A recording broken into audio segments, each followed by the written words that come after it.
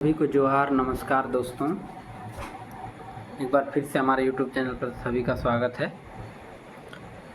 अब आज बात करते हैं जो रेल टेका हुआ उसका क्या सफल असफल, क्या मिला क्या नहीं मिला, इसके बारे में। तो देखिए, मैं सबसे पहले बलियापुर में जो भी हमारे लोग हैं, जो हमारे समाज के लोग हैं, उनको दिल से आभार और धन्यवाद देना चाहूँगा कि सबसे अंत में सबसे ज़्यादा देर तक डटे रहने का रिकॉर्ड पधनखंटा, धनबाद जिला के पधनखंटा रेलवे स्टेशन पर दर्ज की गई। ये दर्शाता है कि ये आंदोलन की धरती है, हमारे विनोद बाबू की मातृभूमि है, उनकी जन्मभूमि साथ ही साथ कर्म भूमि भी रही है। इसीलिए आप सबका दोबारा से धन्यवाद।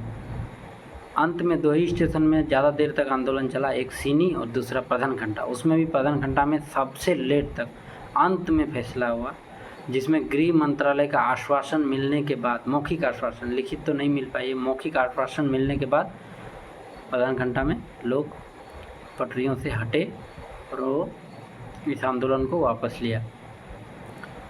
मैं इस बात की पुष्टि तो नहीं करता हूँ, पर ऐसा सुनने में आ रहा, बहुत न्यूज़ चैनलों के माध्यम से, एक VN धनबाद न्यूज़ चैनल में भी दिखाया कि आपका 23 तारीख को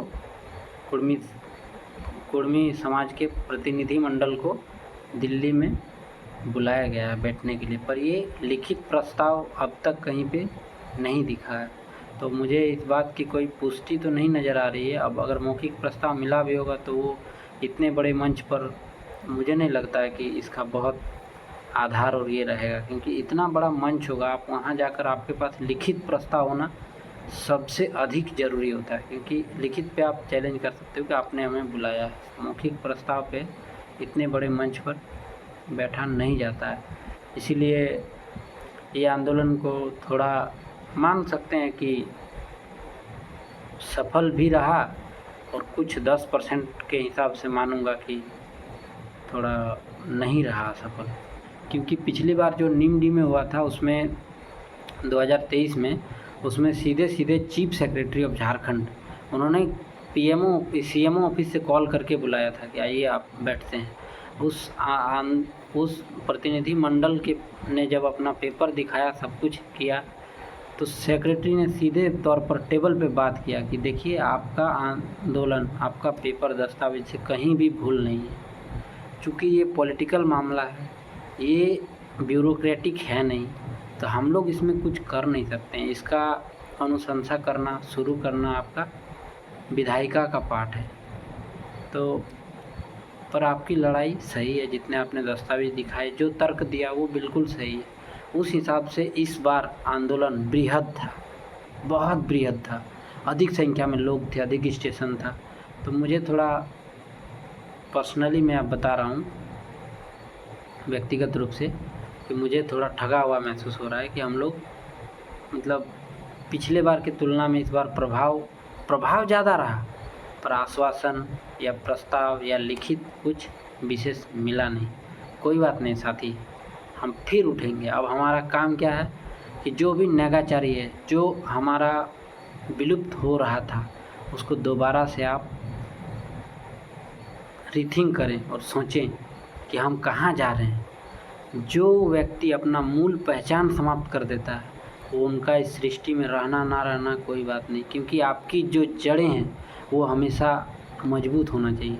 आपकी जो जड़ें हैं, आप कितना भी ऊपर चले जाएं, पर आपकी जो जड़ें हैं वो हमेशा उस मिट्टी से लगा हुआ होना चाहिए जहाँ से आप हुए।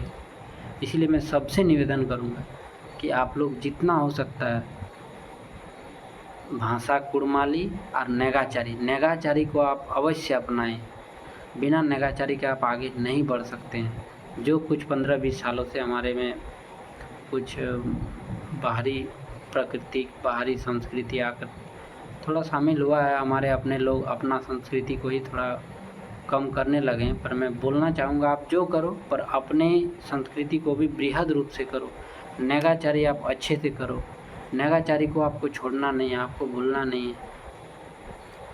यही कह के मैं दूसरा वीडियो लाऊंगा जिसमें मैं 1765 से लेकर आपको इतिहास में बताऊंगा कि क्या क्या हुआ।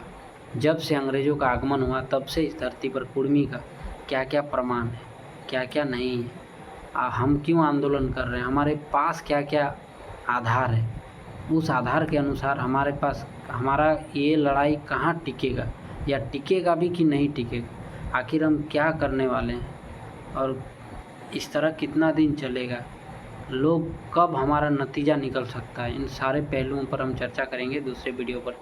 अभी जो सफल असफल क्या हुआ उस बारे में हम देखें बस। धन्यवाद।